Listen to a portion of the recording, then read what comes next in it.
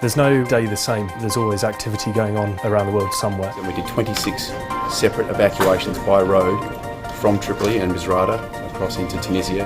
We are on the road between Ramallah and Jerusalem. We have an active shooter situation at a hotel in Ouagadougou, Burkina Faso. The first indications of the incident surfaced on social media, and within minutes we contacted our security provider. Priority for the team is to get an advice out to our clients. On the ground, I became the person who could verify media reports and other information, liaise with contacts that we had on the ground, and be able to feed that back into the team in terms of their information and advice to clients.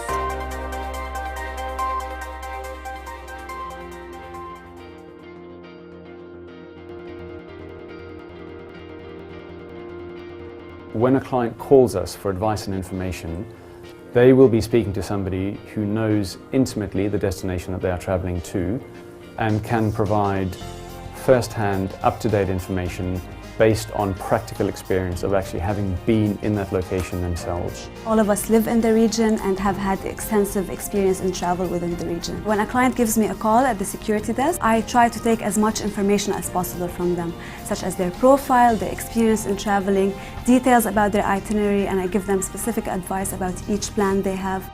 And I also tell them a general background about the various threats in that area and the general mitigation measures they can take to avoid being exposed to such threats.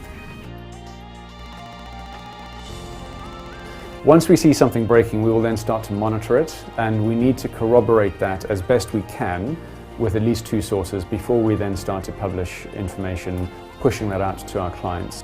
The benefit of the speed of our reporting is that not only does it make you aware of a particular situation, it also tells you what you and your individual travellers should do to respond to it. During the attacks on a hotel in Bamako in November 2015, where the first indications of the incident surfaced on social media, and within minutes we contacted our security provider in Bamako, who was able to corroborate the information, and that allowed us to publish an alert around half an hour before any of the international news wires had picked the story up.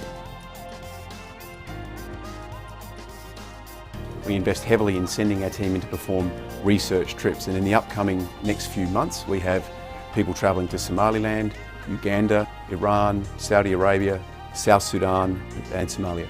We look at every one of our countries and we then go through a process that identifies the threat in those locations, including things like these are the endemic threats, but also what is the impact of regional issues on that particular country. Whilst in country, my team is meeting with our sources of information, and they meet with our providers to ascertain their capability to make sure that they have valid certifications and licenses to operate in that jurisdiction.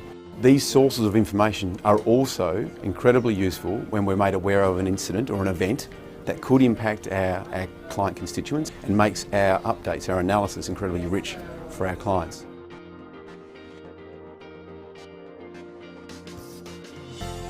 So our solutions are developed to meet the different needs of our clients and their mobile travellers and employees. That means that when it comes to crisis and supporting clients, you only need to go to one place, and we're able to give medical advice at the same time as rendering security assistance.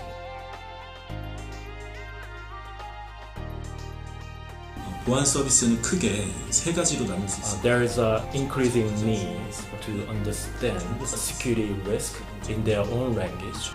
Many people in Hong Kong, even Australia and India. We have Turkish speakers, Arabic speakers, Russian speakers, Azeri speakers, as well as Afrikaans. Including German, Spanish, Italian. Being able to speak to a travel security professional in your native language when you're under a lot of stress creates a lot of value to our clients. That's why we put such an importance to the people we recruit. Our mission doesn't stop when the spike of the incident is past. We stop when people are at their doorstep. We stop when people are back at their home. We stop when their mission stops. So you take a particular pride in being able to assist in these cases, and this is what we prepare for, the worst case scenarios, and making sure that we can do everything within our power to enable everything that needs to be done there.